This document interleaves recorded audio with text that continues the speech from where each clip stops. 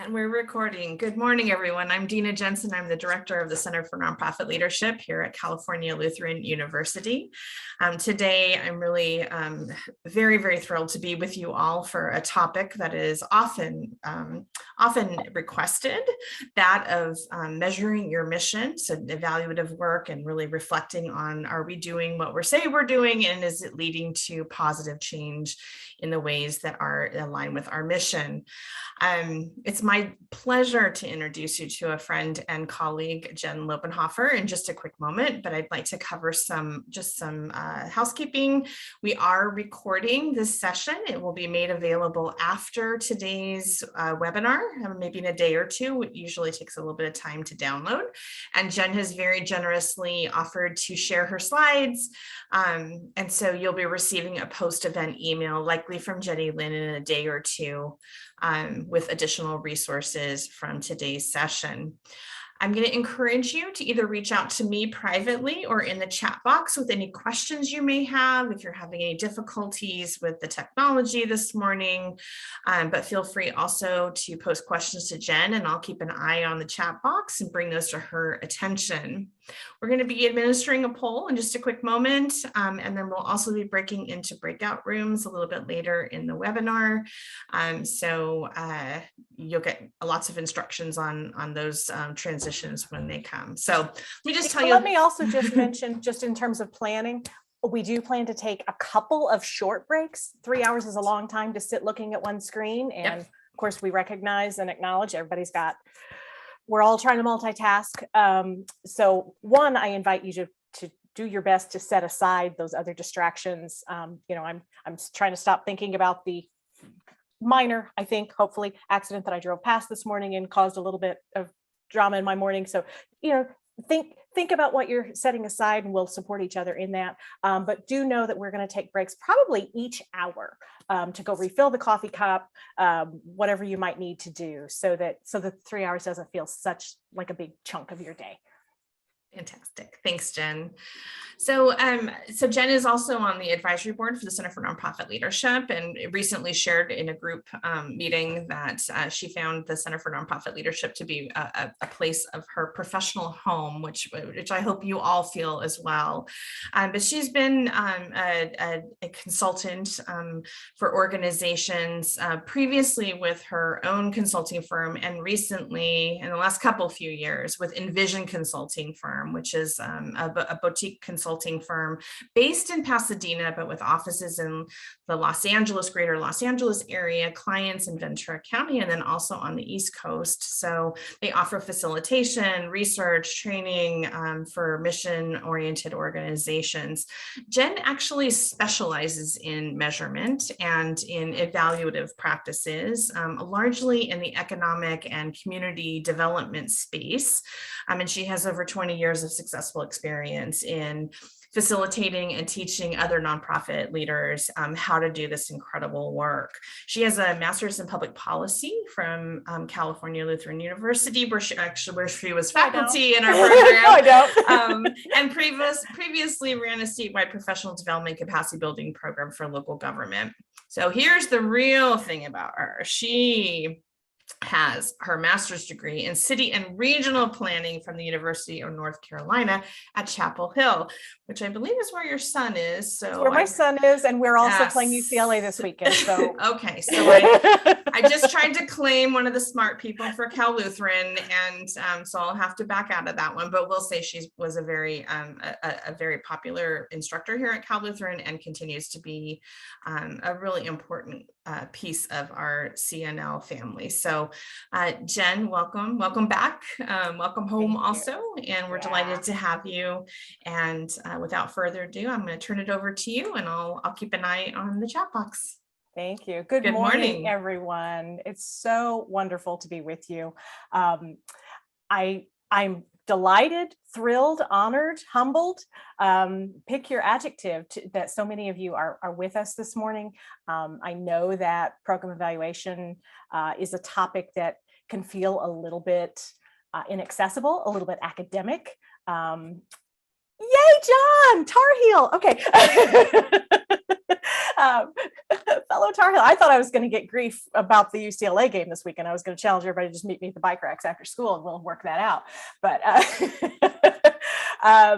it is so great to be with you. As Dina said, I have a passion for working in the nonprofit sector. Nonprofits are agents of social change, agents of policy change to a large extent. I truly believe that. And I do work both on the strategic planning side and as well as, board development, other pieces of strategy, and on the evaluation side, because I really do think they're two sides of the same coin in many ways. But, my personal mantra, if you will, it's a almost simplistic. St. Vincent de Paul said, it's not enough to do good, it must be done well. And that is why I do the work that I do. I want to help you all make sure you're doing your good work and doing it really well. And I happen to believe that nonprofit organizations who are doing all of this critical work that the private sector can't and won't do, government can't and won't do, or can't and won't do well, are really crucial parts of our society and our economy.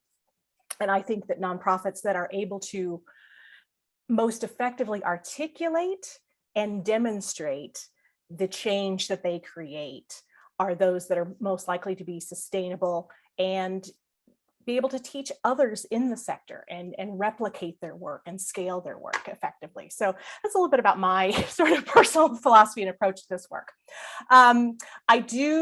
We have, goodness, over 20 of you now in the room. Please continue to introduce yourselves in the chat. And we're going to get started. And my goal is, and I'm going to share a screen. I can't talk and chew gum or walk and chew gum at the same time. So while I get sharing the screen, I have to kind of fill. Okay, good. There we go. And now I can't see as many of you as I would like. Here we go. Is that size okay for everybody? Can you give me a quick thumbs up? Looks okay? Excellent. I'm working with a giant screen so I can see everything. Dina, did you want to go ahead and launch the poll so we can just kind of get started on, actually, let me cover, yeah, there it is. Perfect. So we want to ask you all, what part of the program evaluation process are you most interested in learning about? And we asked you when you registered to give us a little bit of a, what your role is in evaluation. And we literally got all across the board. Levels of experience, levels of ongoing responsibility for evaluation. And it looks like we're getting a little bit of that here too. So I'm going to ask those of you, see now that I've tricked you into telling me this, those who are here to refresh or update their skills, please feel free to chime in the chat. If there's something I say that you think maybe you have a different perspective on, or can add a little color to the perspective, that you're pretty comfortable with evaluation already and you just kind of want to brush up and refresh a little bit. I know there are some really skilled, really thoughtful partners, nonprofit partners on this call. I see several names that I recognize or know. Need to understand what to measure. Yeah, we're going to spend a lot of time talking about how we define that. I know what I'd like to measure, but need help figuring out how to collect that information. Another roughly third, a little more than a third of you, or something else. And hopefully I'll be able to cover that as well. Okay. Thank you all for just giving us that little check-in. Appreciate that. So I've called this, can we get that off this? There it is. Okay. Measuring your mission, demystifying program evaluation. Like I said, I think sometimes folks are a little bit, I don't really know how to measure or how to measure effectively to connect the most with donors, with the community, to document the impact we're having. So it can feel a little bit unwieldy, a little bit inaccessible. And my goal is to try to make it feel a little bit more approachable and accessible. And we can do this. We can work through this. There are some tools for doing that. So what I want to do today, I'm going to focus, and I'll explain why. I'm going to focus on outcomes-based measurement is a particular sort of approach framework for evaluation. but outcomes, and by that I mean getting beyond outputs. Outputs are useful.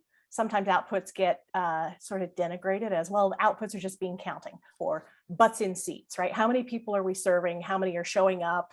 How many different places are we doing our program? How many times are we doing our program? Outputs are important. Outputs are absolutely important and crucial. We have to know and be able to talk about those. Those are sort of annual report types or website types of reporting. I don't know if anybody's even doing annual reports, not print ones anyway anymore.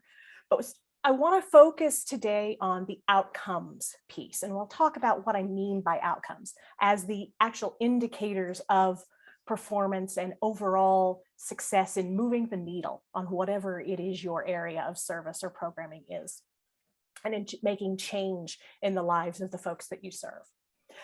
We're going to talk about some of the framework tools for getting to outcomes and building out not just what the outcomes are, but how we're going to measure those outcomes. We're going to talk about theory of change. We're going to do, I've got a couple of examples of clients' theories of change that I have helped to develop and articulate. We're going to look at, and we're going to do a little exercise around theory of change and a case study. If a few of you hopefully had a chance to look at the website for After School Matters, which is an organization in Chicago. We're going to talk about logic models, which go down a little deeper than theory of change and are for specific programs, not just the organization, which can be one and the same. I understand that. And you're going to really start, I hope, as we're working through these concepts and these exercises, start thinking about how it applies in your own organization, in your own life, in your own world. And I want, as a result of that, for you to get comfortable in starting to think about your work in terms of outcomes, and to think about not just what those outcomes are, what those changes are, but how you actually translate or operationalize those into information you can get your hands on. And actually, data, there's the word, scary word, right? Data we can actually collect in a meaningful way.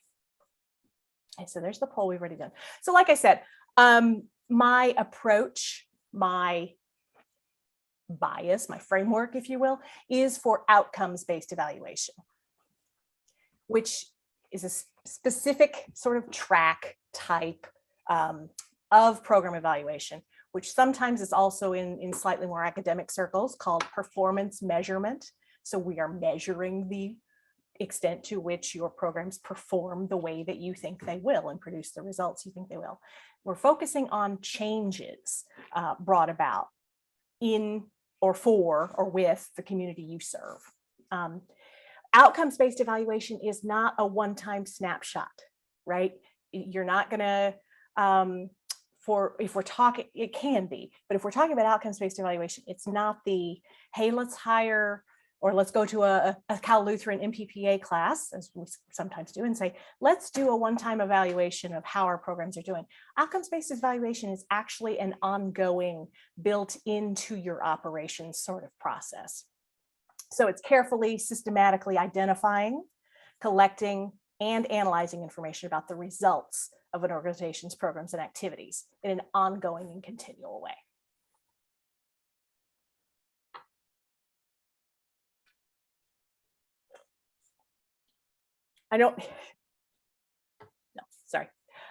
So why do I think it's really important to focus on outcomes as opposed to customer satisfaction or client satisfaction, or on, and not that any of these are wrong or inappropriate forms of evaluation, but I'm just explaining why this is my particular approach and what I want to focus on with you all today, because it sometimes feels like the least accessible. So there are other forms of program evaluation. As we mentioned, outputs is often a tremendous focus, right? Often we're just looking at, well, do our clients like what we're doing? Does the community like what we're doing? Well, that's fine, but let's talk about what that means and what change results. We might talk about cost effectiveness, right? How much bang for the buck are we getting? Not wrong either, but doesn't really focus on the outcomes. So outcomes help us to fully understand, verify what we think is happening, right? And to increase our impact. They can help us know whether or not the programs we have are actually really directly linked to the achievement of the mission that we put as our foundational, this is our why. Can help us to make comparisons and make tough choices sometimes about what investments and resource allocations decisions we make about our various programs and activities. They help us to describe the way effective programs are structured, right? How do we know what's effective if we don't test that theory out? And then they help us to communicate our impact to the rest of the sector, to the rest of our community in a way that, well, maybe this is something others should be thinking about and doing. And, let's be very practical and utilitarian about it. Documenting our outcomes helps to increase community visibility, community support, and donor support. Kind of buried the lead there, right? Okay. So okay, I see a question. Do I make a distinction between outcomes and impact? That's a great question. So in general, John, outcomes are, yes, I do. And we'll see that, the short answer is yes. We'll see that a little bit more when I show you a theory of change. So outcomes tend to, not always, tend to be, I'm going to sound a little bit like an economist. I'm going to do the usually, but not always a lot, or on the one hand, on the other hand, a lot. Outcomes tend to be for individuals served by an organization. So change created for an individual client, where the impact is a little bit more at the community or global level, right? Because these people have this change, the community changes in this way. It's that bigger, the impact is really kind of the vision, right? The long-term vision. So we're going to talk about here's the full outcomes measurement process, right? If we're doing the full thing, first you have to know what your desired outcomes are. What is the change? What is it we actually want to know? What is it we hope our programs are achieving? And that's what we're actually going to spend most of our time on today, is really just getting our head and hands around how we define outcomes and how we make them work in terms of short, intermediate, and long term, what kinds of changes we're seeking. So we'll get to that. Selecting performance indicators. Just because you say these are the changes we want to see doesn't mean you know exactly what to measure or what to count or what to examine or what data to collect. So we have to do that operationalization piece of how do we ask questions? How do we find the information we need to actually tell us whether those outcomes are being achieved? And you have to figure out where you're going to get the data. Is it some pre-existing data? Are you going to do surveys? Are you going to do interviews? Are your staff going to just do observation of changes? Then you have to collect and analyze, and you want to build it ideally. Again, this is the Socratic ideal type of thing, right? You want to build it into your ongoing operations. So what we're going to actually have time to talk about today, we're scratching the surface, is what is it we want to know? What is it we think we're seeking to achieve?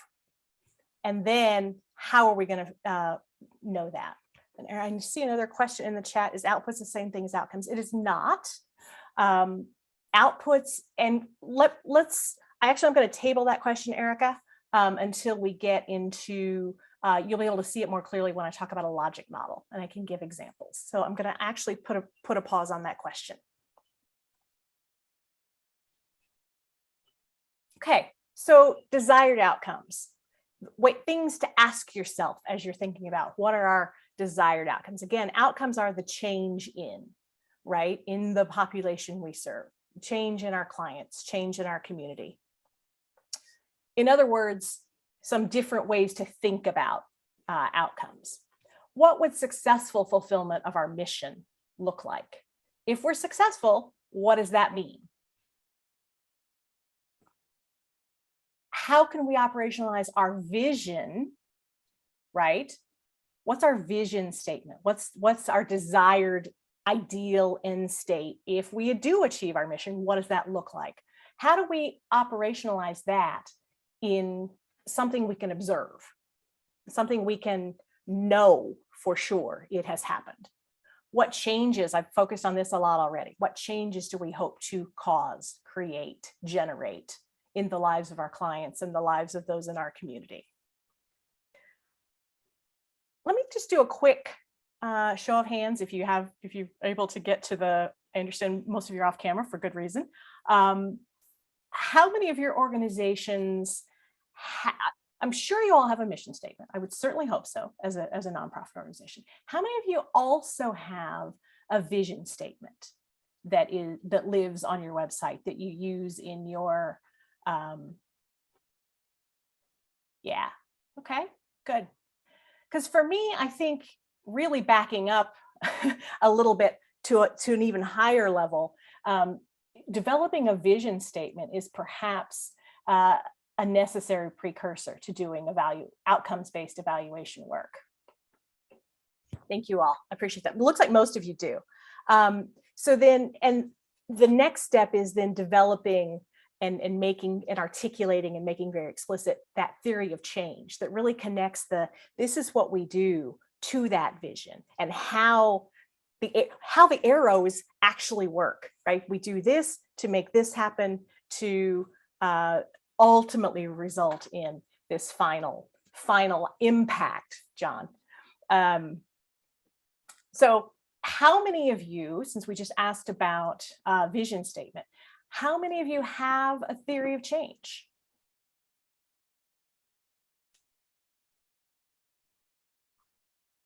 How many of you don't know what a theory of change is or have never heard of it or seen one before?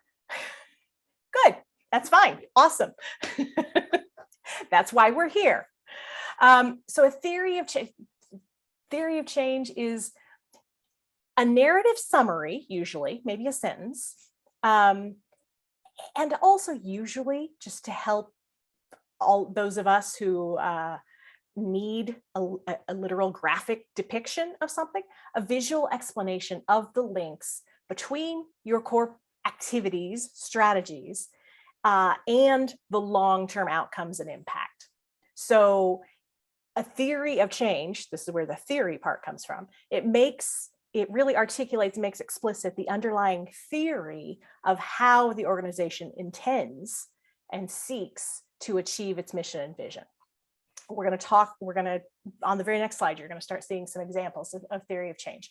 Then a logic model, and sometimes these two concepts get intertwined and get used interchangeably. They're not exactly the same thing, because the theory of change is typically the larger big picture for the full organization, right? We're talking about the organizational vision. We're talking about the outcomes altogether your programs seek to generate.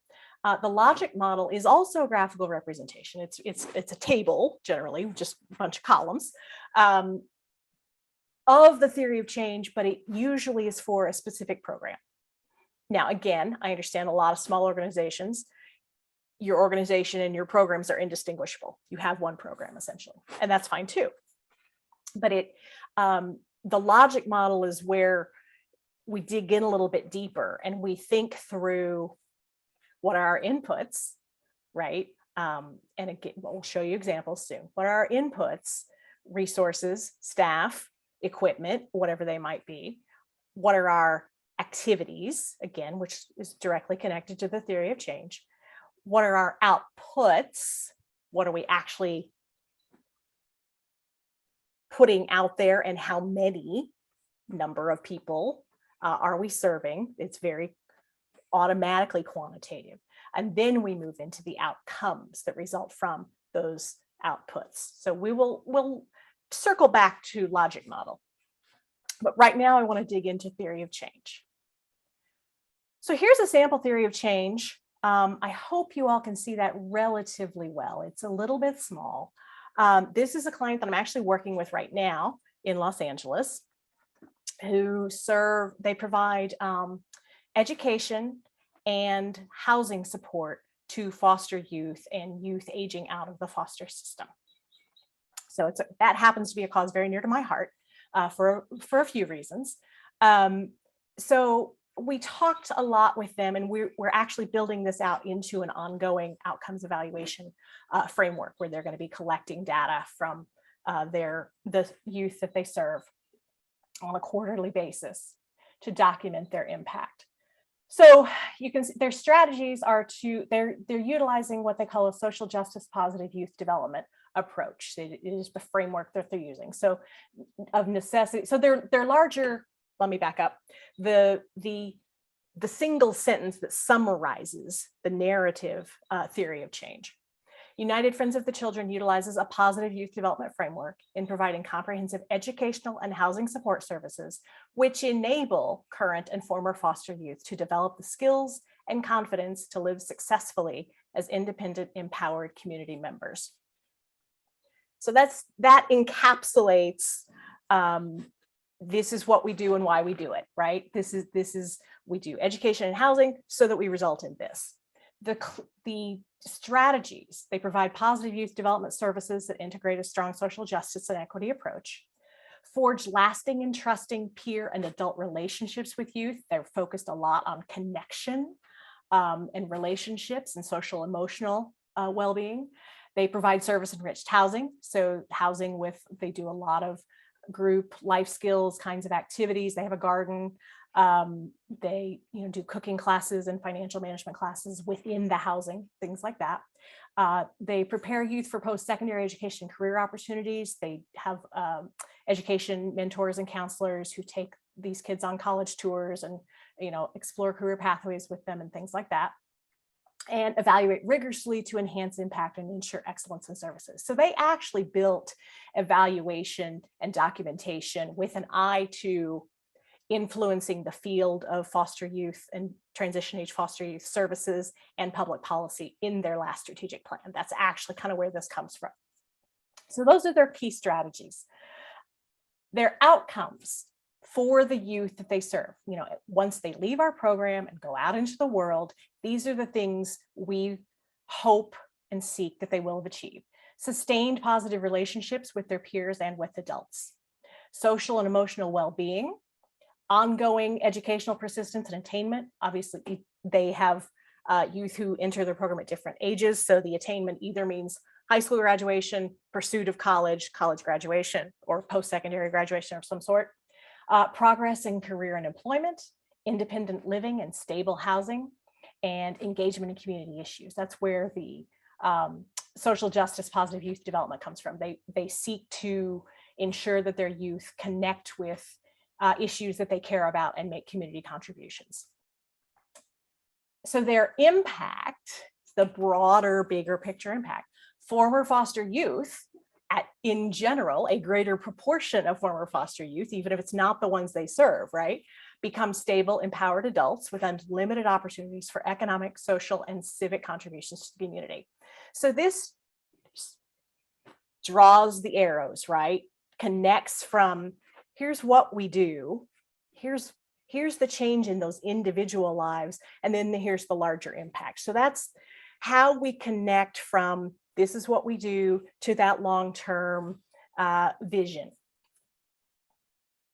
Here's another one that's quite a bit wordier, and I'm even having trouble reading this one. So this is an organization called HOPE that does leadership training, general awareness, education, and advocacy for Latinas, right? They are statewide here in California, as well as a little bit beyond. And we did their theory of change last year as well. So the summary sentence narrative piece, HOPE prepares and supports Latinas as civic leaders, advocates for policy changes that champion Latinas equity, and educates the public on the experiences and contributions of Latinas to our economy and society.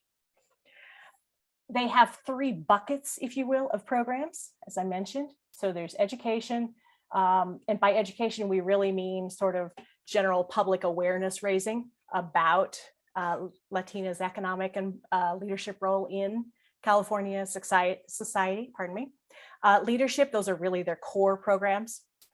They have an adult Hope Leadership Institute, that's their signature program. They have a Hope College leadership program and a youth leadership program, which is high school young women, and a binational fellowship program, which is academics doing work across the US-Mexico border mostly.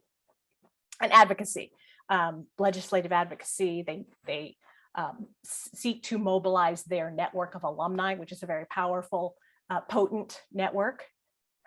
I love that. Okay, Melissa's a Hope graduate. Do you want to talk about Hope for me instead? And they also do policy creation. So their outcomes, I'm not going to read all of those, but it's the outcomes also sort of merge outcomes they seek across all three of those program areas. And the impact, right? Again, here's this really big picture change in society, right? Equality in Latinas' economic power and political influence. I mean, I think it's not an exaggeration to say that they would,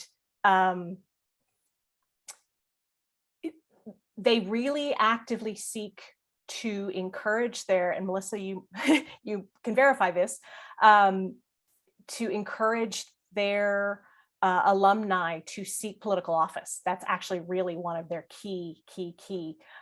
And they would love to see a Latina governor or US senator, I think, within the next few years. That's really a key part of their awareness. But they also focus a lot on Latina success at the board table and in the executive suite, right? CEOs throughout. That's what they mean by equality in Latinas' economic power and political influence. Okay, I need a drink of water. Any questions before we move into, because what I want to do next is actually give you a chance to start thinking about the things we're talking about and applying them. And we're going to do here very, very shortly, put folks into breakout rooms and let you talk about, you know, beginning to think about how you build out a theory of change. And we're going to do it for a neutral organization. So you can all work together and sort of, you know, obviously in the back of your mind, you're going to start thinking about how you might do this for your own organization if you don't already have one, or how you might update it or change it if you do, pardon me. But do we have any thoughts, questions, feedback? Anybody else have experience with the theory of change they want to just throw in that something I might have missed? Okay, so I'm going to back this out a little bit so we can see it. So we're going to do a very, very, very preliminary, rough first pass at a theory of change for an organization called After School Matters, which I ran across as a case study that I think Bridgespan had published when I was teaching a course on performance measurement and outcomes-based evaluation in the MPPA program at CLU. So that was a half-term part of the course. I was doing strategic planning in the other half. So I ran across After School Matters, a really powerful, really inspiring organization in Chicago. They were co-founded actually by the second Mayor Daley's wife.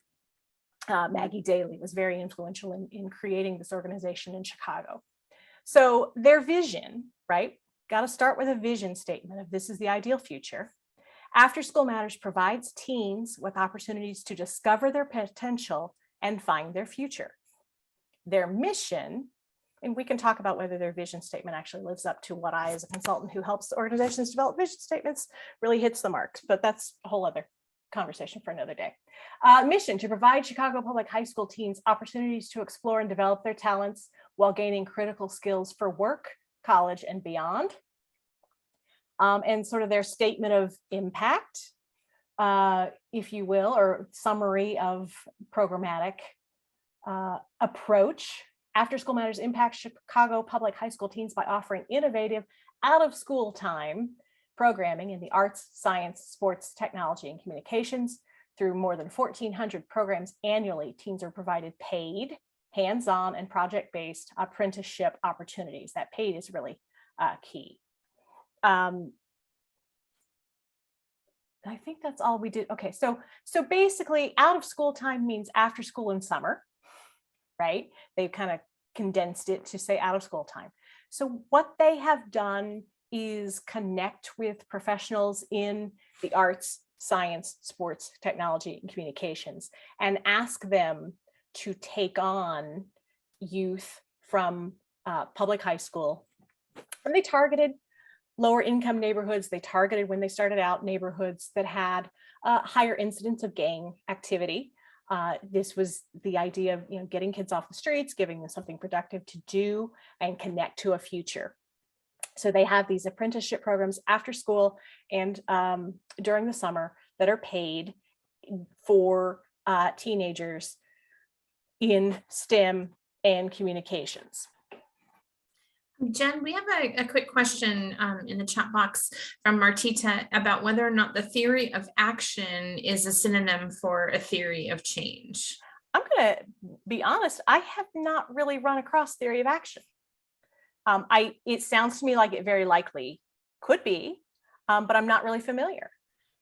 Well, it might also be more of an operating model, like the defining the scope and breadth of activities without anchoring it in the outcome or outputs that we see. Right.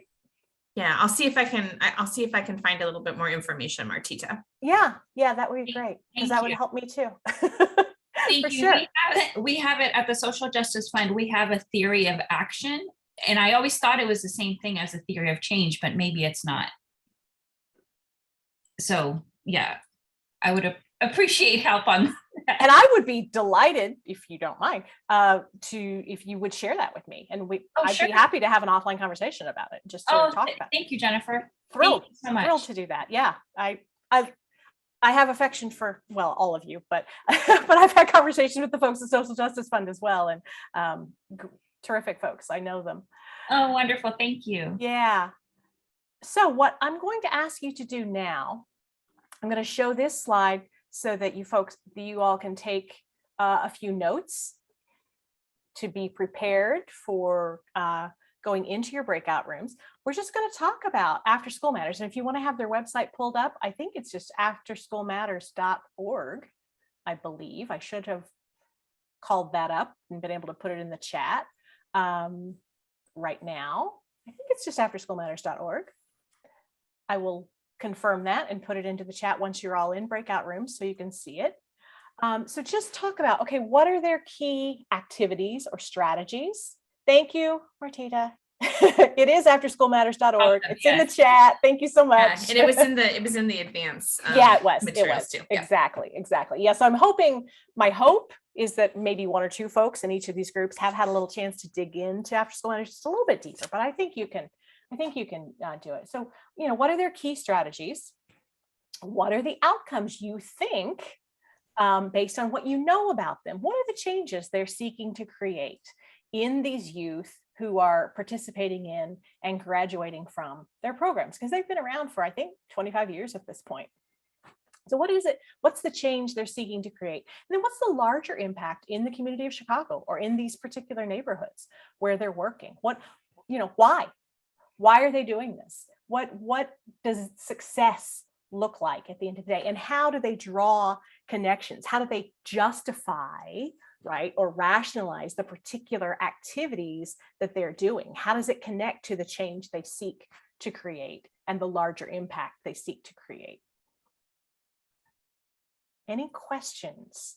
So we're going to give you all, I think, about 15 minutes in groups. Dina, I think, is randomly selecting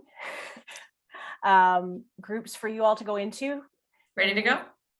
We think we're ready to go. Once you're there, if somebody would just, we are going to ask you to kind of provide your reflections and thoughts when we come back. So just be sure that someone is prepared to capture that discussion the best you can, and try to get not hung up on just the strategies or just the outcomes. See if you can get a little bit down, at least in each column, so to speak. And then we'll do that when we come back. So yeah, if you want to open the rooms now, that'd be great. All right, Jen, we're all coming back, and yep. I just hit the re-record, so we're ready to go. Okay. They've got about 15 seconds to come back. It's always fun to see which group we have to get the hook for. Yes. Metaphorically speaking.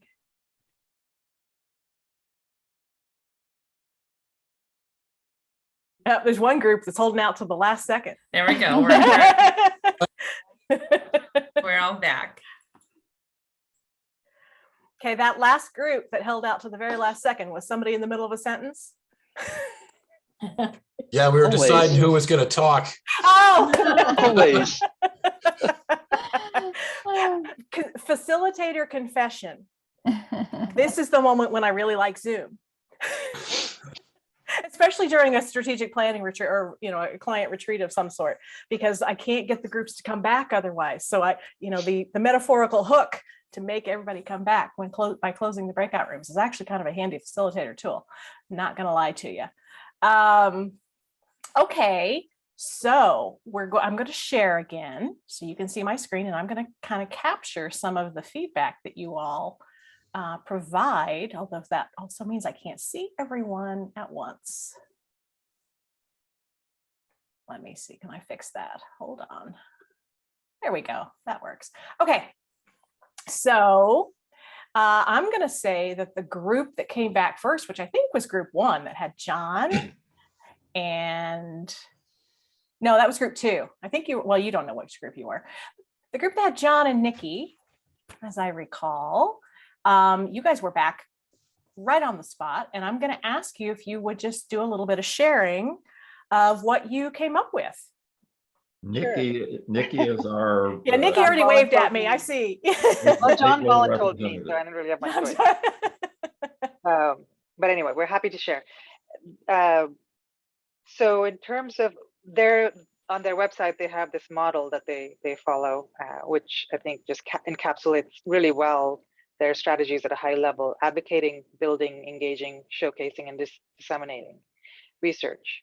So advocating for the teens, building opportunities through partnerships. And on that note, they do align and maximize their partnership resources in a tremendous way. They have over 200 partner agencies that they work with, thousands of volunteers that they work with, and they reach a really large number of teens on an annual basis. Engaging them in development for work for higher education, and all of the statistics and even teen quotes showed that obviously what they're doing is working, because working with inner city youth, working with kids in poverty areas, they're feeling more empowered, and they have a higher graduation rate from high school, higher enrollment rate for college as well. And then showcasing teen accomplishments, which I think is such an important part, because teens are kind of full of themselves usually. So being able to see, I have a teen, I can say that. I was going to say, spoken by the mother of a teenager, yeah. right? Yeah. And but providing them accolades and doing it in a way that is responsible, that shows that they are being appreciated, and that the effort that they're putting in is recognized, is critical to their success, I think, and to their self-worth as well. So they're doing obviously a really good job. And the thing that I love the most is the fact that they do disseminate their research and best practices, so that others who are inspired to do this kind of work or want to partner with them can see the outcomes. So I think that is a tremendous aspect of their outcome as well. Their outcomes were really well laid out under their impact in terms of, high school attendance, high school graduation, freshmen on track, and a sense of hope for their future. Lower gang violence probably in the neighborhoods, helping teens truly discover their hope for the future. And there was this one particular quote that stuck with me. It says, "After School Matters has given me ideas on how I can be a Latina who achieves and attends an Ivy League college." And she's 14 years old, so it's really powerful. I'm again trying to capture at the same time. This is Zoom, where I don't have a flip chart that I can scribble on. Okay. Anything else that I missed or that came out of the conversation in that group? I think under impact, there were some statistics on there. 30% of Chicago teens are depressed, and I think it was 90% of these participating teens, envisioned a bright future.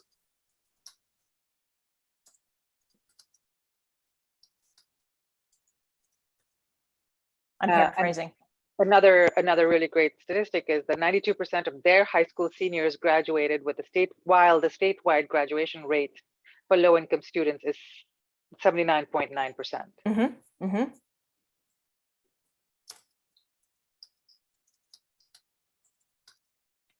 Yeah, so it's not just these students are graduating from high school, right? That's where it kind of transitions from outcomes to impact, right? It's the individual ones are graduating within 4 years, or maybe 5 is the often. And the impact is we have higher rates in these neighborhoods than citywide or statewide. Is there another group that would like to add to what we've got here so far? And I do want to point out, I love, and I know you said this is on their website, and I noticed that in strategies, I find it really powerful and really important to frame those starting with a verb, right? This is what we do. This is the action, right? We advocate for teens. We build opportunities. We showcase their accomplishments, right? Using those action verbs there. And you will have noticed that in particular, the theory of change for United Friends of the Children. We provide positive youth development services. We forge lasting relationships, provide service enriched housing. So that verb active, instead of listing programs, right? Or program names or themes, if you will, it's what do we really do, right? So that active approach. What can we add to strategies, if anything? Is there another group that wants to share a little bit?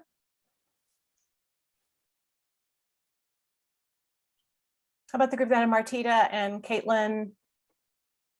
Yeah, we had the same for strategies. I think if anything for impact, we would probably want to add it's in line with their vision, which was to provide teens with opportunities to discover their potential and find their future. And so we saw that like as an overall like community impact, and tied into that was really to try to improve college enrollment and graduation as well.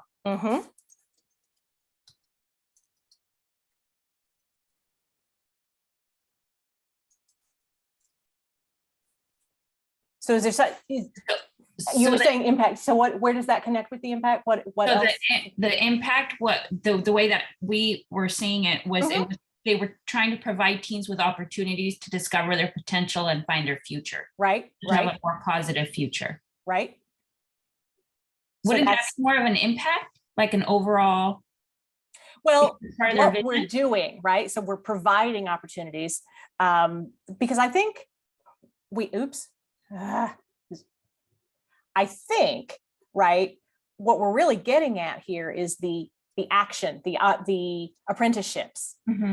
So the change is, let's talk about teens have clear career pathway, maybe, right? Maybe, right? So the opportunity, we're really getting to the heart of the apprenticeships here. Providing opportunities is action that we're engaging in. As a result, they have career pathway. I'm making up terminology or using terminology. And what was the? It was, so the part of their vision is to discover their full potential and find their future.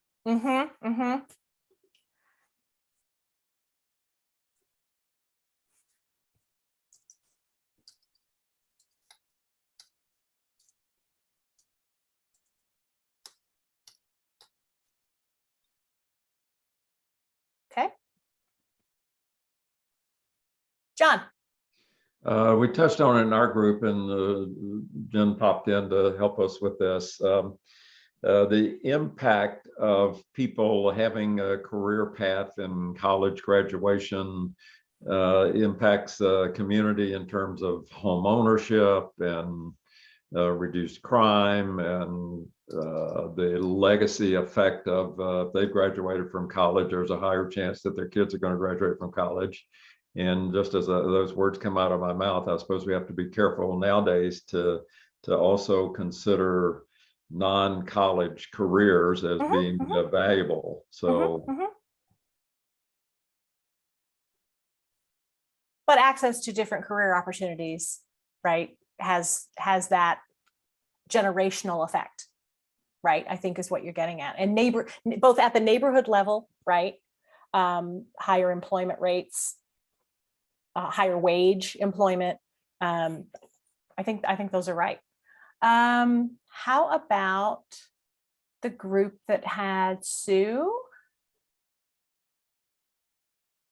That was the first group I popped into, and I don't remember who else was in it. Dee Dee, I think, was in there, right?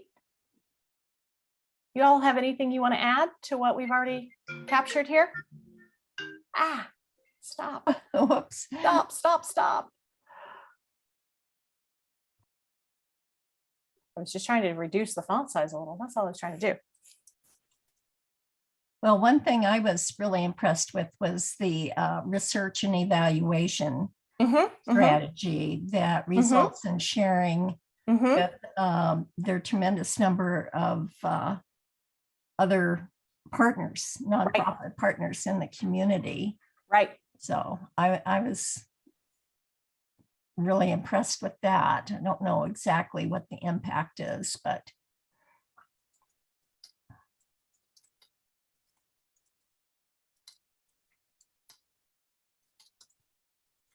maybe. Maybe. They certainly see that as part of their responsibility, right? Yes. Not just, and they have been very, very, very rigorous about their measurement and evaluation as a result of that. As you notice, that is a piece of their strategy, which is why I ran across them as a case study several years ago and have been using them ever since for that reason. Anything else? We've got one more group that I think we haven't heard from. Lee and Richard Sven, I think your group. Yeah, hi. Hi. One of the things that stuck out to me as a strategy at just a really like basic core level, being that I have teenagers myself, is maximizing that, what we were calling the out of school time. That's just like the most basic thing this program does is like keep them off their phones, keep them off their video games, and give them something to do that's going to be productive. Sure. And then build from that, into these individual outcomes of, graduate, starting with the freshman on track thing and then going to graduation, retention, attendance, all that stuff. So I thought that was like just their core. It's an after school program or out of school program. Yeah. Yeah. Having to choose between those every year, I was really like, wow, this would be great to have here. No, that's a great point. That really, you're exactly right. That's a foundational piece of how they build out the whole program strategy, right? They're treating it, instead of like treating as down or dead time, they're treating it as a resource that kids actually have that gives them an opportunity to contribute and to benefit themselves. Yeah, that's a fantastic point. Exactly. Okay, anything else anybody wants to add or any questions? We are at a point where we're going to take a short break. Molly, hi. Hi there. So someone else in our group, and I'll share on his behalf, but he shared one of the strategies as being engaging leaders and professionals in those communities to be a little more invested in the well-being of their youth. Yeah. That's a key part of their program model and strategy, right? Those community partnerships is huge and is in fact really, really critical to their success. Building that huge network that they have. Exactly. One of the phrases that they used that I really like was creating the positive change across Chicago. And that goes to the impact, right? Yes. The scope and scale of it. Absolutely.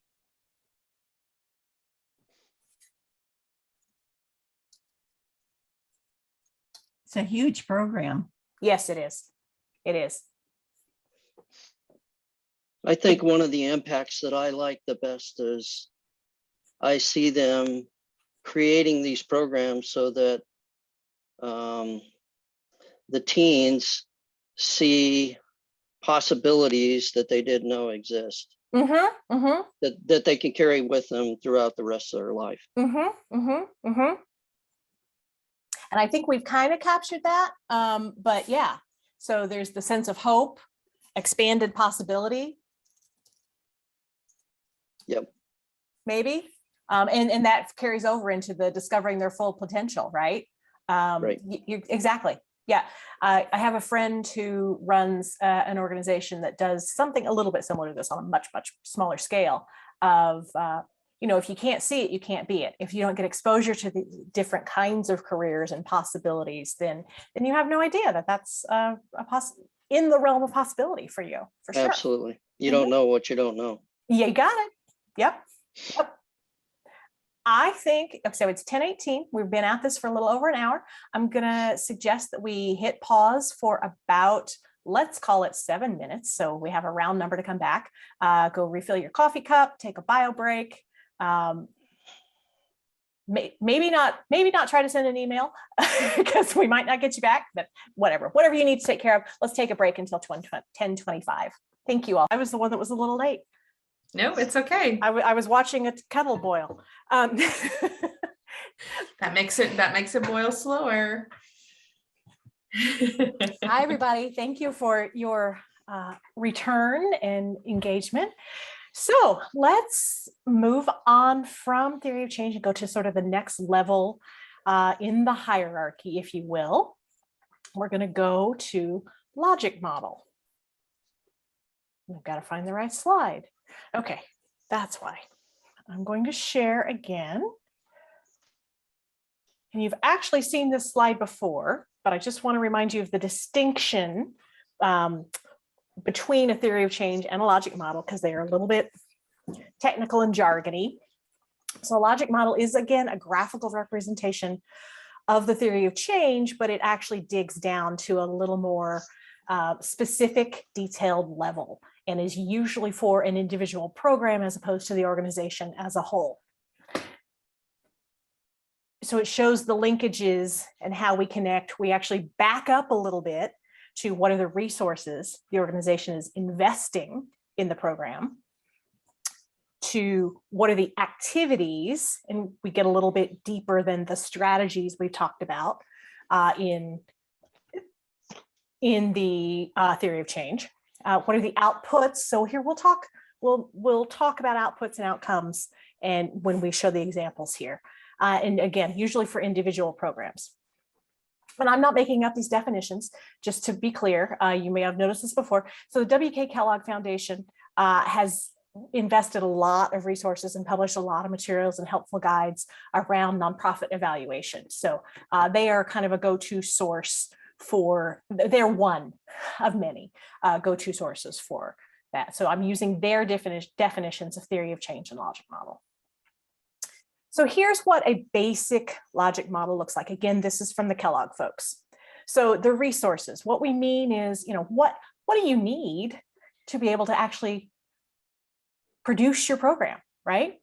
What are the financial resources? What are the staff resources? What are the facility resources, perhaps? Partnerships could certainly be a resource. What are the activities? If you have access to those resources, then you can use them to accomplish your planned activities, right? So what are those activities? If you accomplish your planned activities, then here, really using this logic idea, if then, right? If you accomplish your planned activities, then you will hopefully deliver the amount of product, program, service that you intended. That's the outputs. So outputs is both, in After School Matters' case, they have, I think it's 77 neighborhoods covered, right?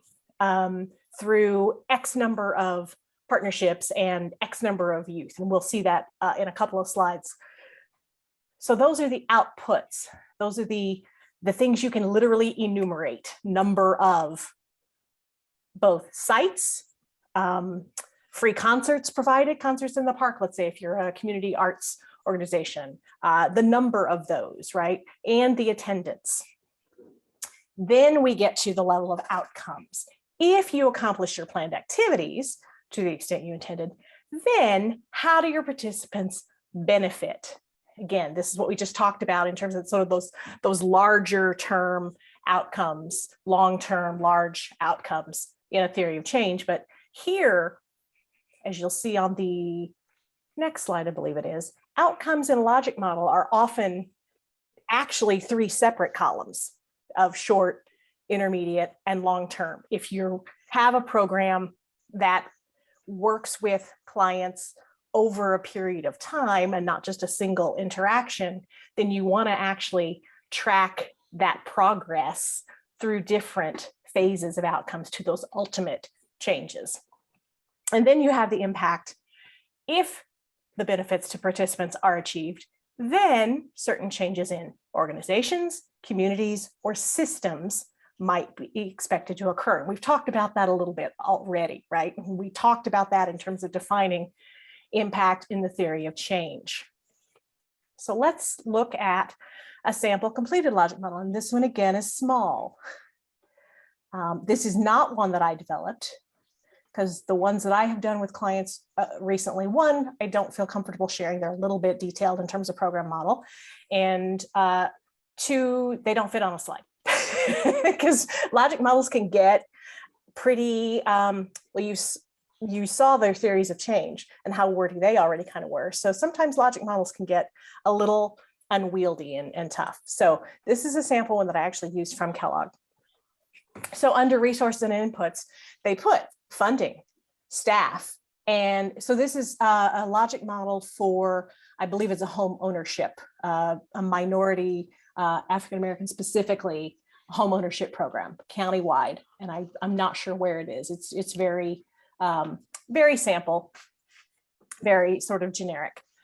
So there are resources, funding, staff, and a consultation from a housing intermediary organization was necessary to make this program go. So their activities: design and conduct 10 courses for working class African-American families. So it's homeownership counseling, education, right? Reach out to and work with lending institutions who might actually extend mortgages to our target population, and review existing lending policies to see if we need to, I think the way I'm reading this is to potentially advocate for changes or exceptions to those policies to make this successful. So their outputs, again, outputs are the numbers, like literally 1, 2, 3, 4, 5 enumerated numbers of results. Number of participants who completed the courses. Were participants' needs met? So that is sounding like it's coming from a participant satisfaction survey at the end of the course, if I had to guess what they're meaning by that. Number of partnerships with lending institutions. How many have we actually established relationships with that are going to be willing to serve our students, our graduates?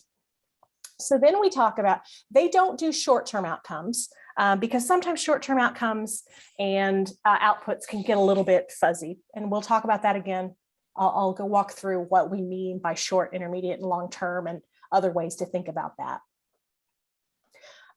So their intermediate outcome, or excuse, oh, no, I'm sorry, they do short-term, it's immediate. I apologize, I misspoke.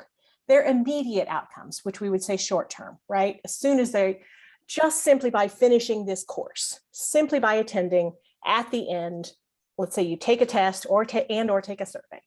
Increase knowledge, right? Learning happened among families about the process and resources for purchasing a home. Improve financial literacy among families, not just about homeownership, but in general, budgeting, money management, banking. Actions by lending institutions to reassess their policies and practices. So they're operating on this dual track of communicating with banks and lending institutions and offering this course to their target population. And they hope to have immediate outcomes, changes in knowledge, understanding, awareness among both of those groups. Intermediate outcomes, increased savings, right? So that's a behavior that results from the increased financial literacy. Improved credit scores, same thing. Increased loan approval rate.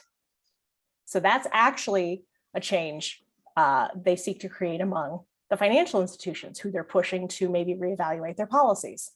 Better terms for mortgage loans, same thing. That's a change in the behavior of the banking institutions. Changes in lending policies and practices, same thing. Long-term outcome, and I would actually call this an impact, because long-term outcomes, I think what they're skipping here is our target population is actually purchasing homes, right? That's not actually said here, interestingly. I think that's the long-term income impact, is the individual students have the opportunity and become homeowners.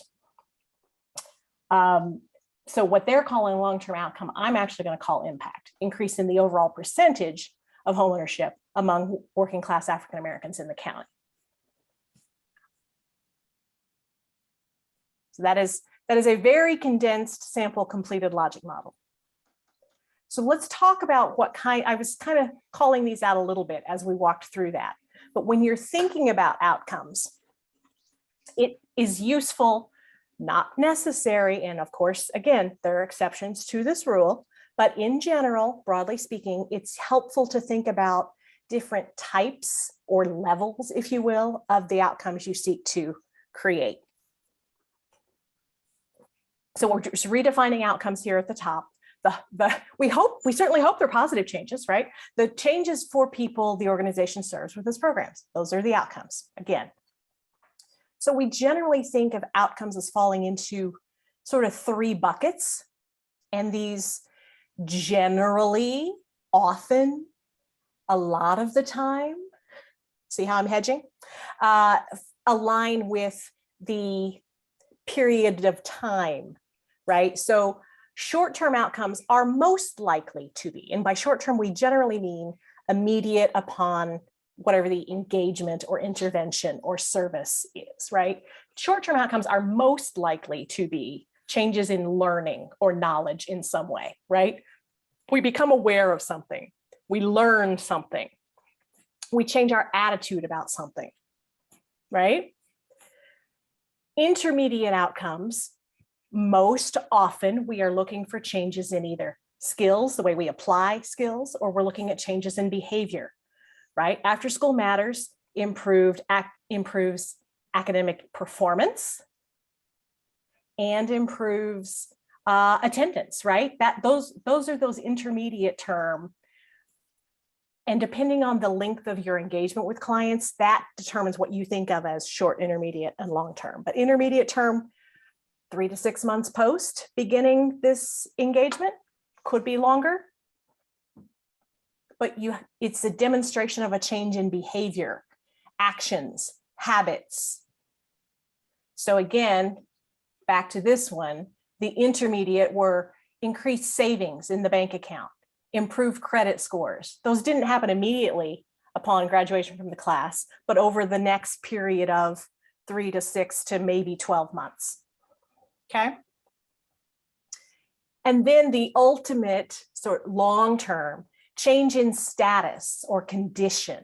So improved economic security, right? Becoming a homeowner is a long-term change in status economically. Pride and confidence in one's future, we talked about with After School Matters, right? Having a career pathway. Sustained employment was one of the ones from United Friends of the Children, right? Stable housing and stable employment. Those kinds of life changes that provide some kind of change in condition or sort of the foundation somebody's living in. Make sense? Questions? Okay.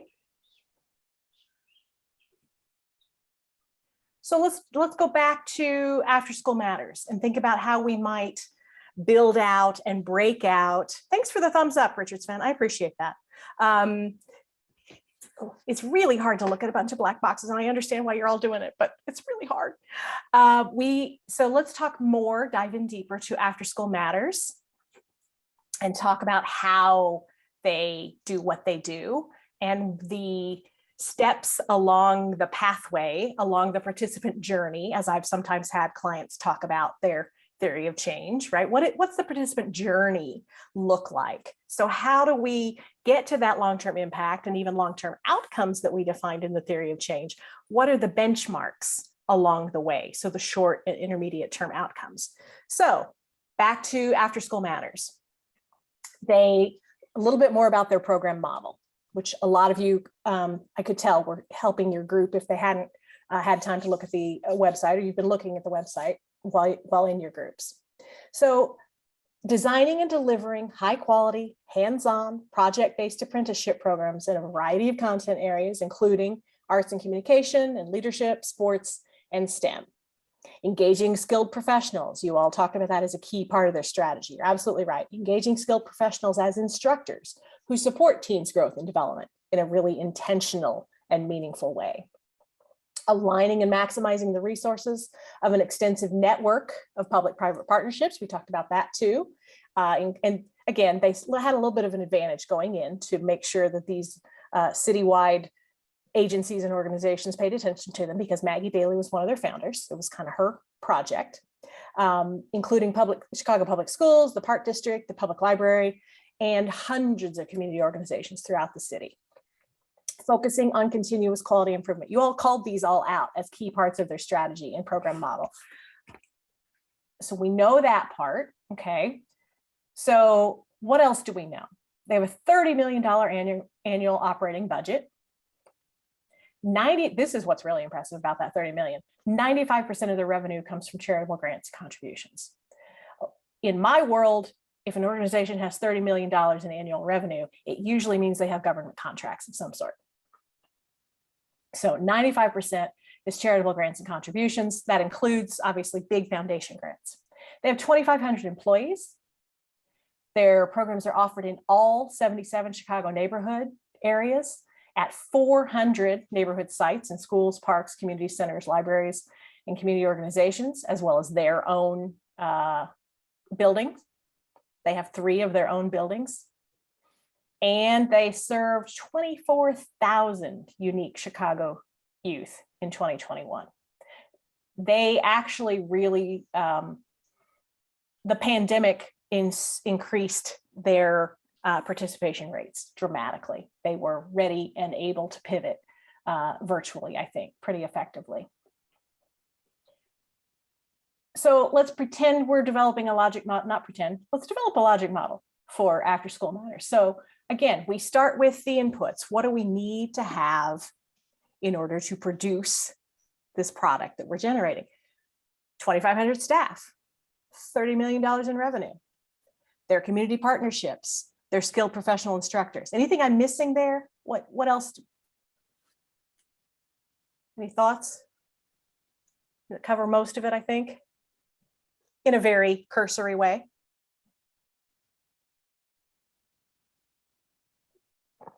Okay, so they're core activities. And again, if you have multiple programs, which they have their summer stuff, they have their after school stuff, they kind of divide their programs so they're not trying to run one big monster program. But for the sake of our purposes, we're going to treat it like one program. We're going to talk about their after school apprenticeships in arts, technology, communications, and science. So those are activities. We might need to build that out a little bit more in terms of, is it individual mentorships? Do they have group? What you would do if you're doing this for an individual program. It's not just, this is what our program is, but what does that look like in terms of the coaching they receive, the monitoring, are they having group sessions of some sort, education, when they're not actually at their apprenticeship? Are there life skills coaching and classes? And I didn't dig in deep enough to figure that out, I'll be perfectly honest. Outputs. Okay, so here's where we get to the outputs. Again, numbers. They're working at 400 sites in 77 neighborhoods and serving 24,000 unique youth per year. Any other outputs we think we might need to factor in here? Those seem like the major ones. So then let's think, we're going to go back into groups here in just a couple of minutes.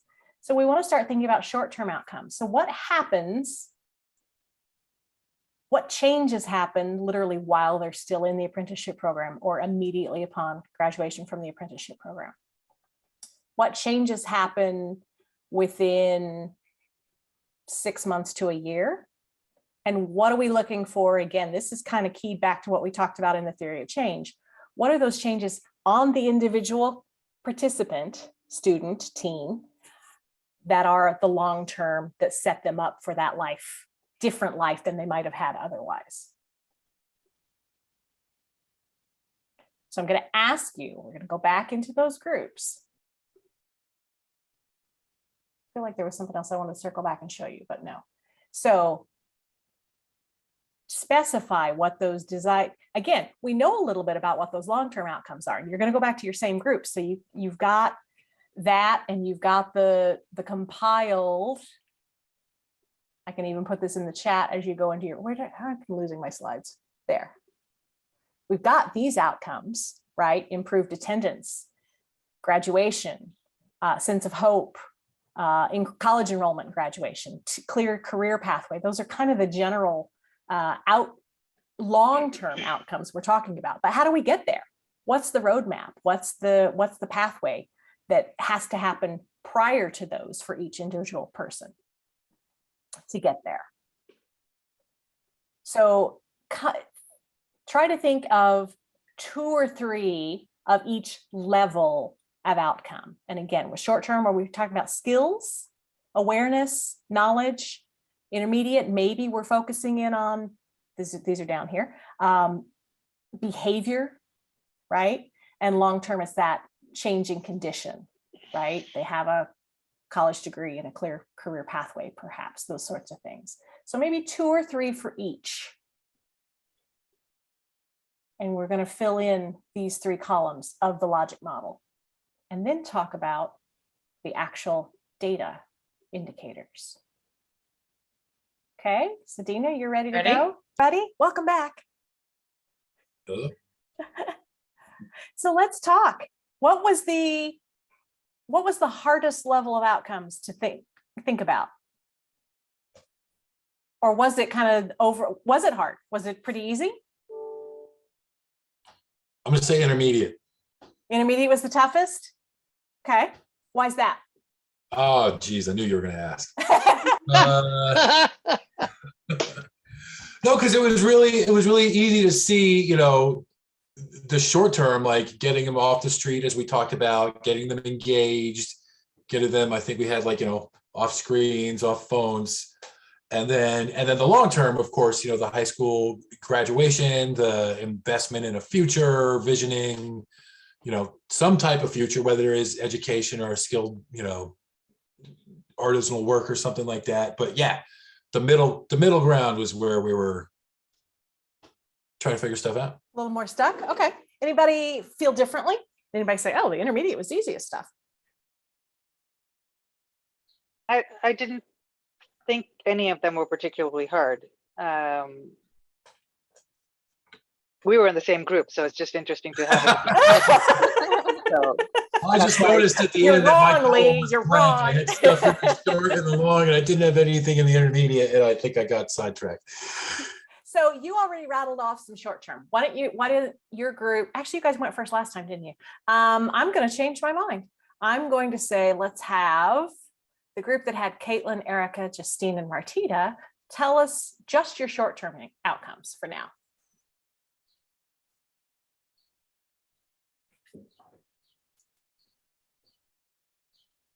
So hi, so I'll go, and I've lost video on everybody. I don't know if anyone else has, but all I can see your names on the screen, just letting you know.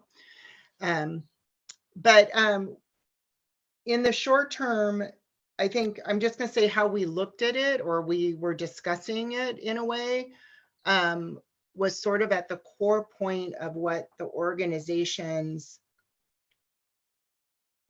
if you drill it all the way down to the very, very, very, very, very, very base of all things, this organization's mission really is to empower youth to see that they are worthy, or they're worth something, that they mean something, that they're important, and that they can strive. So in the most basic of those short-term skills, it's really their acknowledgement of that worthiness, and that these programs are there for them to understand that they need to develop these skills. They need to feel self-worth and self-respect. They need to understand their value.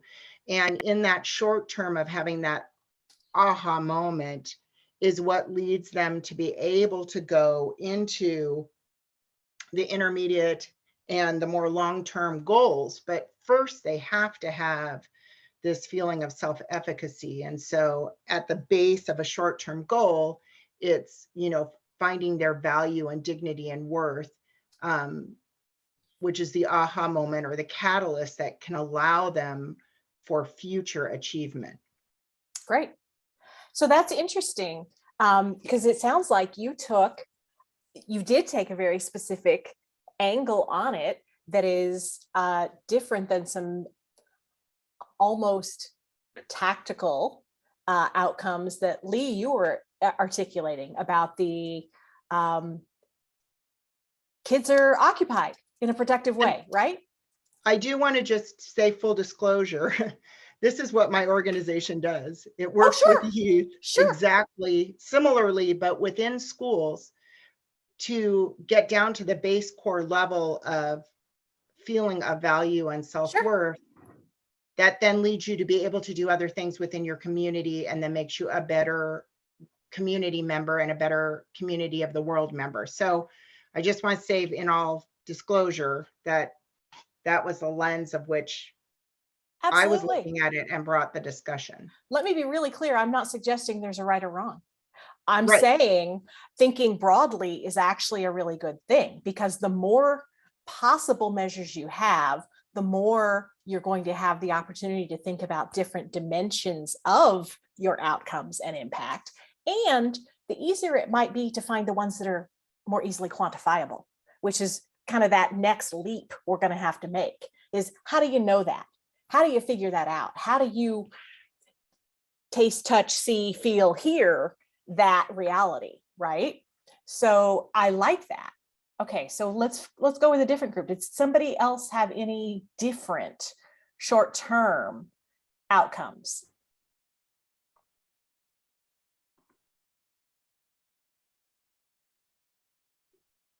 Sorry, I was muted. Yep. I was almost there, like, Molly, your mouth's moving.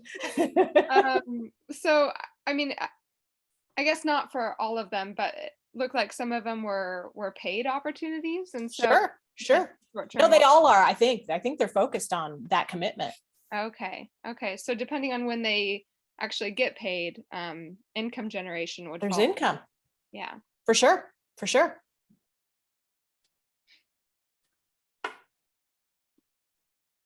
Speaking of that awareness, I think, given not just you're busy, but we talked a lot in the theory of change conversation about the awareness of possibility, right? I think that awareness and knowledge of, if you can't see it, you can't aspire to be it, right? What awareness of career possibilities might go here, right?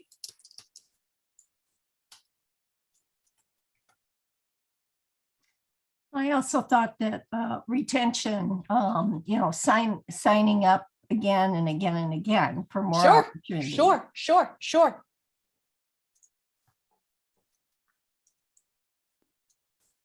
Yep. Okay. That's one of those that probably straddles the short and intermediate term, but you're absolutely right.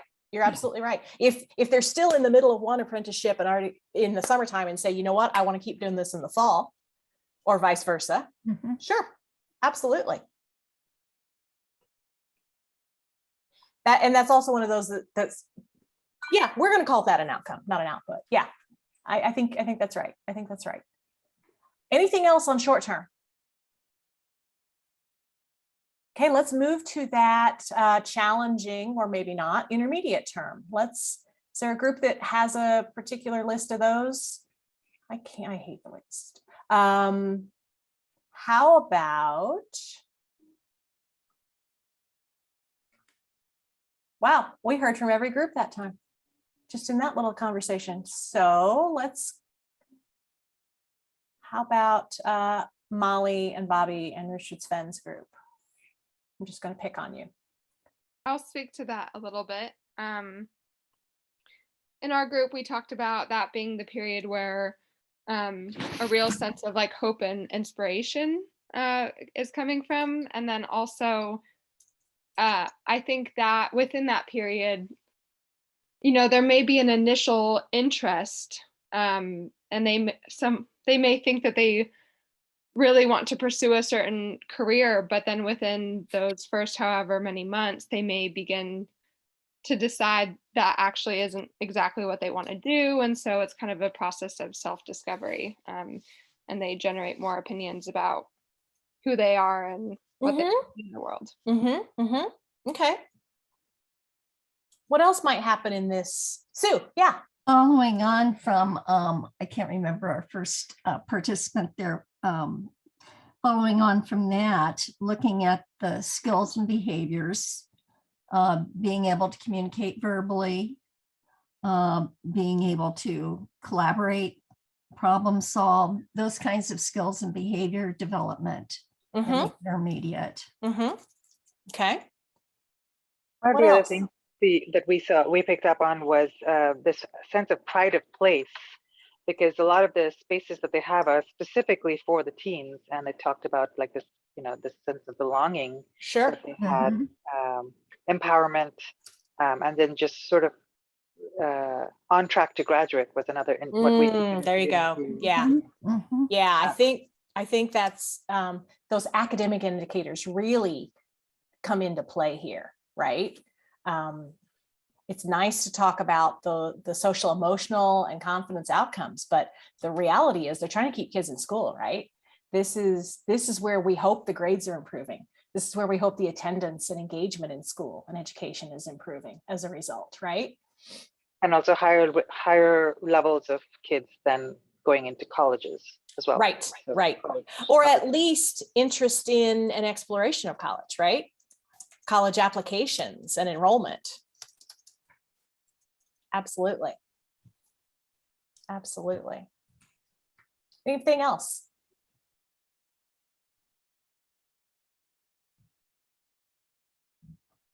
Okay.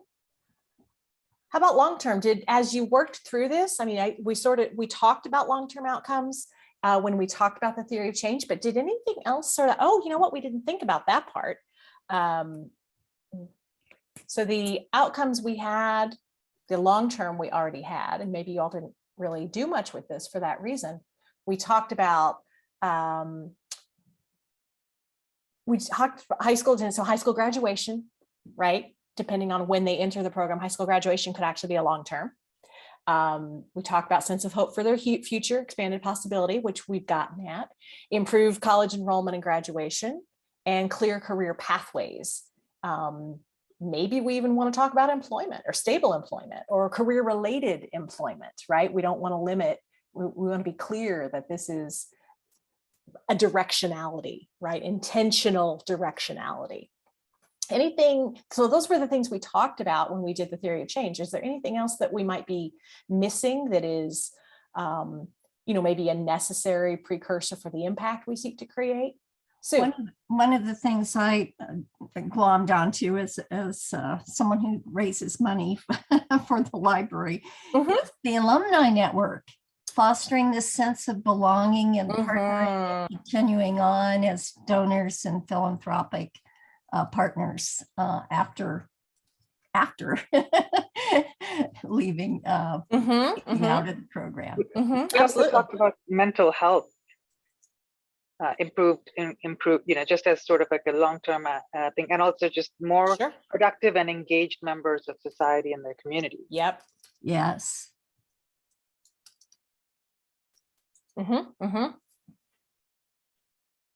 Okay.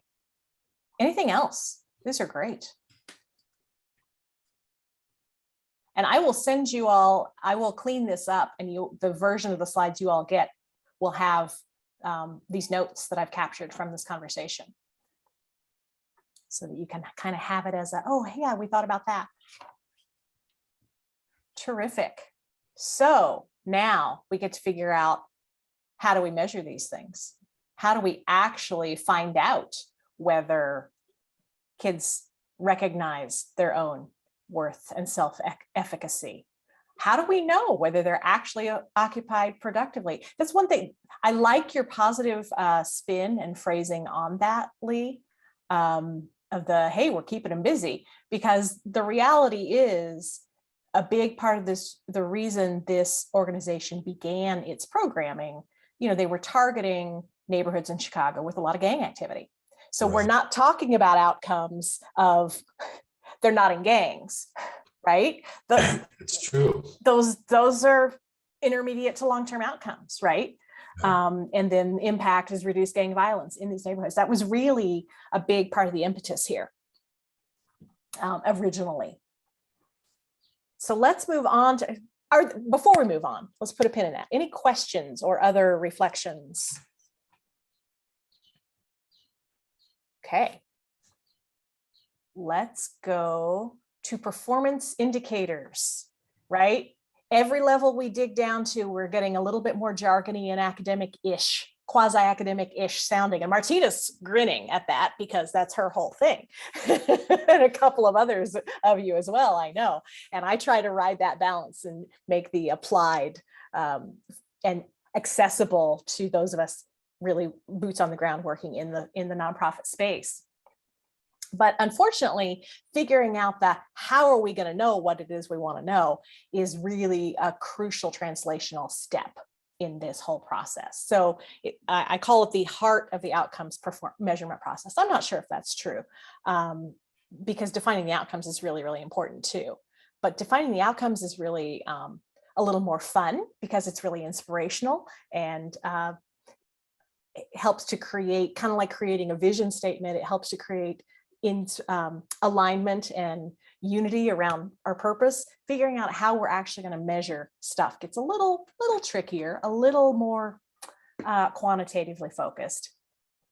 So we have to figure out how we observe, how we witness, how we determine whether all of these fantastic aspirational outcomes have actually occurred, right? How does that happen? We can't just say, we absolutely know that when they complete an apprenticeship, every student acknowledges their own worth. Do we know that? How do we know that? What tells us that? What is the indicator of that? So we have to figure out what are questions we can actually ask, what are data points we can actually collect or measure. Oh, am I not sharing? Have I not been sharing this entire time? I have not been sharing. Thank you, Martita. You're welcome. Gracious. I'm jumping back and forth between slides. Glad it wasn't just me. Thanks. Oh, goodness. I apologize. So here's what you all just created. Here's this fabulous logic model that I was talking about and assuming you all could see, and instead you could see my face looking at the slides. That's great. You all were so polite for so long about that. And you shouldn't have been, honestly. Okay, so here we go. So we're selecting performance indicators. We need to figure out what are the questions we need to actually ask, either of our staff, of our participants, or of someone else who engages with our participants in some other way. Teachers, guidance counselors, perhaps, again, just referring to after school matters. How can we tell whether our outcomes have in fact been achieved? So again, the sources of that information could include your own staff, the coaches, the instructors, the apprenticeship supervisors in the case of after school matters, could include the clients themselves, self-reported. That becomes really crucial. You just have to figure out how to get it.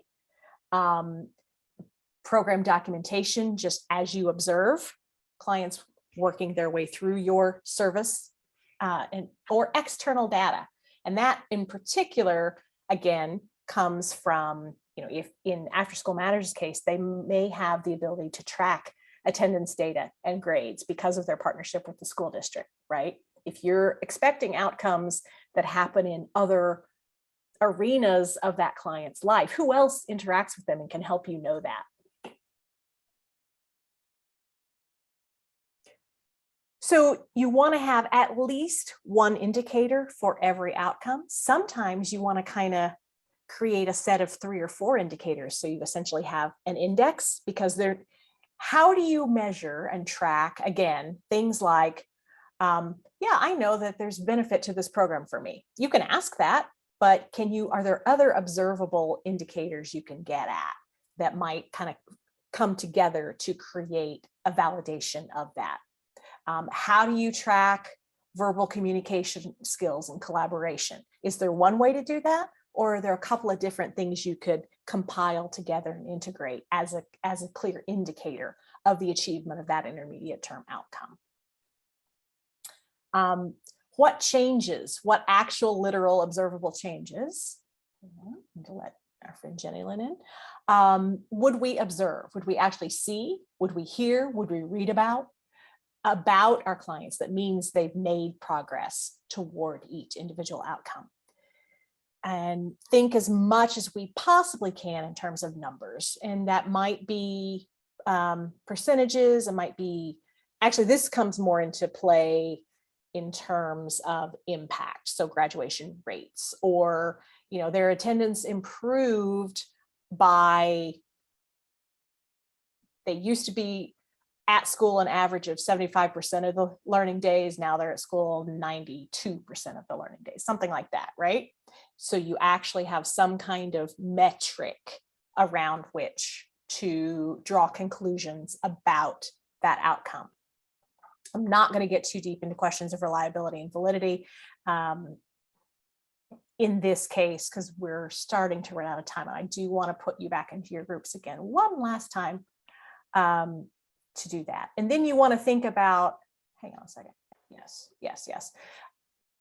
Where you're going to get the data. And this goes hand in hand with choosing the indicators. And I've already alluded to this. So you can either use data that is already collected as just part of life from some other organization, or that you already have. So you might have data you collect as part of your service delivery. Or there might be data available through a secondary source. Again, I'm referring to things like the school district partner. Or you might need to create a new framework, system, process to collect data through direct observation of the outcomes. That means your staff, let's say in After School Matters' case, it might be their instructors, even after the apprenticeship, keep in touch with the students and just check in on them. And have you graduated? Are you attending? Those sorts of questions. Do you have a new job? You might keep up with the clients through reporting. So I showed you the theory of change earlier and told you I'm doing work to build out this ongoing evaluation with the organization called United Friends of the Children. And they do these really deep interview surveys at intake and at graduation, and then annually after that, to track the stability of housing and stability of employment of those former foster youth that they serve. So that's self-reported and could be done through surveys, interviews, focus groups, or external observer reporting of outcomes if you were to go to the level of, engaging an academic resource, for instance, or a consultant who would third-party neutral observer come in and do that evaluation. That's typically going to be that one-time snapshot program evaluation, or not the ongoing means. Okay, so guess what? I've given you a few examples, but we want to talk now about a little bit more about, okay, how is After School Matters going to understand and judge and evaluate whether they're achieving some of those, all of those outcomes at the short, intermediate, and long term? How do they know that they're actually productively occupied? Which translation means they're not out around causing mischief in the community at hours when we hope they're not, right? Or on their screens, as Lee said. How do we know whether they're aware of career possibilities they wouldn't have been aware of otherwise? Are they phoning it in, as we used to say, texting it in? I don't know, what do we say now? When they're at their apprenticeship, is it actually changing their awareness and their knowledge, or is it a way to kill time, right? How do we know in 6 months to a year whether they have career direction or starting to really explore career directions and pathways and putting together those building blocks toward those? How do we know long-term if they have improved mental health, whether they're productive and engaged in their community? How do we figure those out? What are the indicators of those?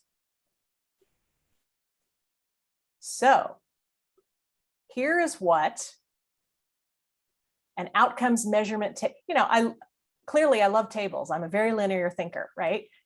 We did columns for the theory of change, and then we usually dress them up and make them a little more graphic, as you saw in my examples, but I didn't do those myself. I have people. Then you saw the logic model, right? Logic model's a table in Word or Excel, really, at the end of the day, typically. Now we have an outcomes measurement plan. So we're starting with the outcome here, right? And you're going to have different levels of this for short, intermediate, and long term. Okay, what are the indicators? What's the piece of data, the observable fact you can actually find out? How are you going to get that data? Those data. The word data is plural. And that data source and collection method really kind of go hand in glove, right? If you answer one, you're typically going to be answering the other one. I'm not going to ask you to worry about reliability and validity because we're running behind, and I'm not going to get into those terms or considerations today. So I'm going to put this into the chat. I will put both this image, if I can move it around so you can actually see it a little bit, and this image into the chat before we go into breakout rooms, because then I think that means you'll still be able to see it. And then you're going to go back into your rooms for another few minutes, and we will have just a very few minutes to kind of provide reflection and thought on this when we come back before we need to close out. So start thinking about translating. This is a translation activity, right? This is a language kind of opportunity in some ways. Thinking about how we translate and operationalize outcomes, these lofty goals we have, this is what we're doing for these kids, isn't this great, right? Into, okay, how do we know that? How can we actually document that we have created that change? So again, I can't talk and walk and chew gum, so I have to go over here to the chat and give you those. You know what? I'm going to send you all, Jenny Leonardina is going to send you all, and I'll come into each room again, as I did before, and put these in, because you don't need to watch me do the screen grab and put them in. So going into your rooms, I'll make the rounds. Everybody came back promptly that time. I think everybody's hungry. Cognizant of the fact that it is currently 11:47 and I am all that's left between you and lunch. I would like, unless you're off camera because you're already eating, which I wouldn't blame you for. I don't want to get too deep into the weeds here. And so we're not going to do exactly the same sort of thing we did before of literally capturing everybody's input on screen. What I'd rather do is kind of pull it back up a little bit to a slightly higher level and just ask you to reflect a little bit on where were the challenges and the pain points in translating outcomes into measurable indicators and metrics. Where did that happen? Or let's start the other way. Where was it easy?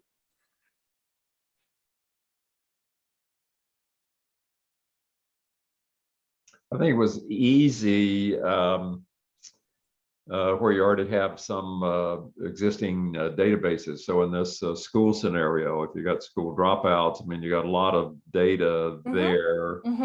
You know, kind of the beginning and the end opportunity. So we know how many dropouts we got now, and then we implement our program, and then did that change, move the needle at all? Sure, but that takes a long time to get there, right?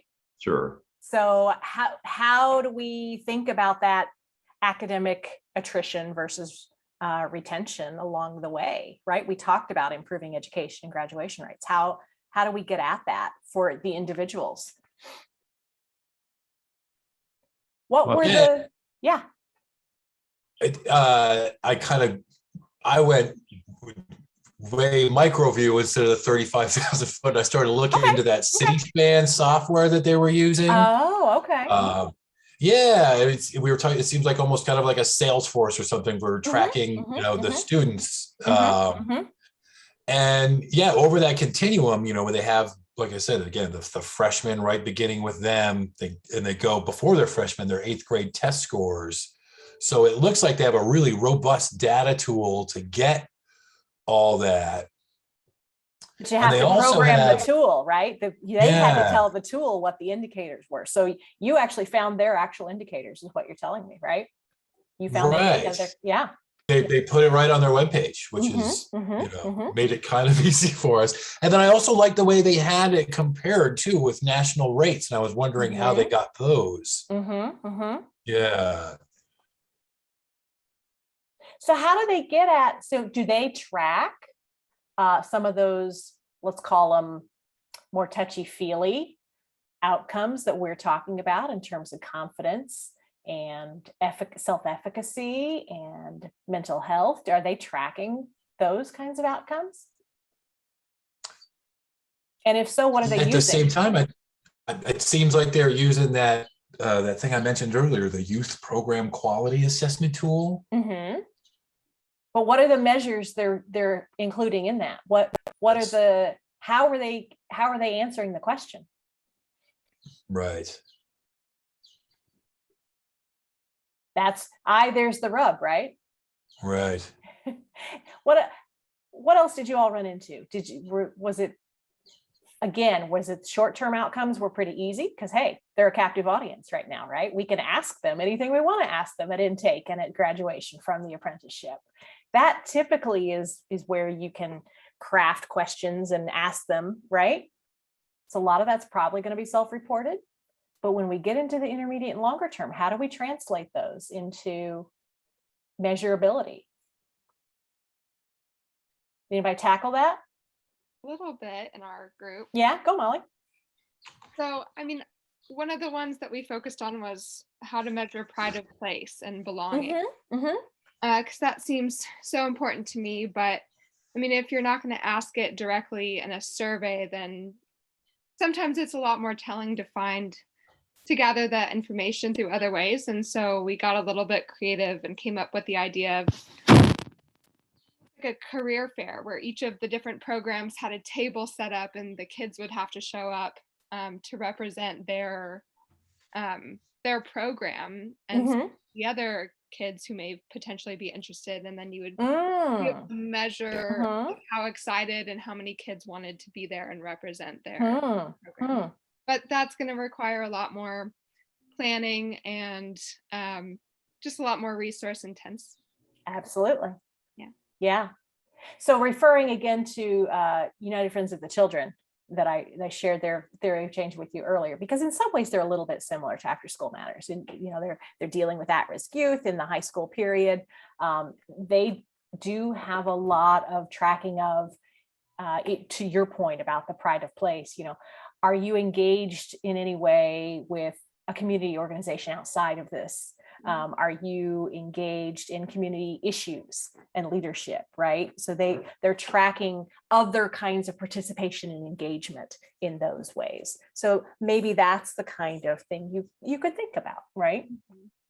Again, it's all self-reported though. And they're doing an annual follow-up with all of their graduates to achieve more of those connection.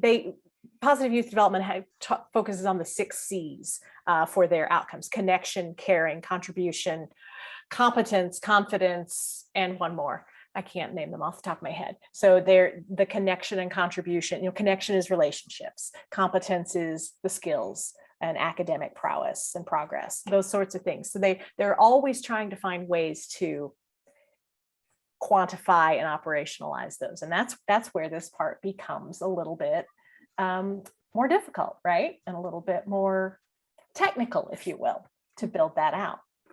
What other aha moments or challenges did you run across in this piece, starting to think about this piece? Because in a 3-hour workshop, I can't I can't solve this for everybody, unfortunately. This is really, this is a lot, and I get that. What key takeaways from this part of the exercise did you all have? I think the biggest challenge was after they're no longer under your influence. Mm-hmm. I was going to say leash, but that's Let's don't. That's not where we want to go. So under your influence. So I think Mm-hmm. the fact that these are paid programs, there's the notion of pay to play. So you got a little bit of a captive audience. Mm-hmm. The incentive is there, and as long as they're presume there's some sort of understanding, even if it's not in writing, that we're compensating you for a host of reasons to include giving us feedback, and we want to share in your success. But then once they leave the program, then in terms of transformation of life for going forward, then it's much more difficult to stay in touch. Now it's some sort of an alumni thing, which is a voluntary response rather than a transactional response. Of course, absolutely.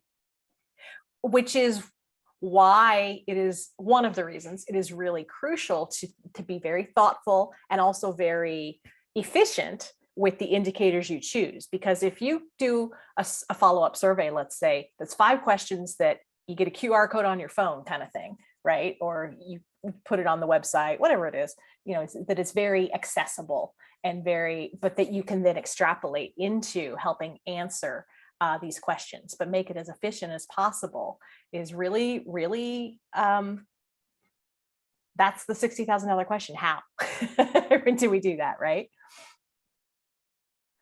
Let's, we're going to wrap. It's 11:56. I know Jenny Lynn has a couple of things to cover with you. Jenny Lynn, I'm going to put up, I know you're all going to get the slides. I'm going to share my screen just for a second to give you all my contact information now, just in case you absolutely can't wait until I have a couple of days to clean up the slides and get them out to you. So if you want to capture that now, you have my bio. Jen has also been CC'd on the event communications too. So you definitely, you have her email as well.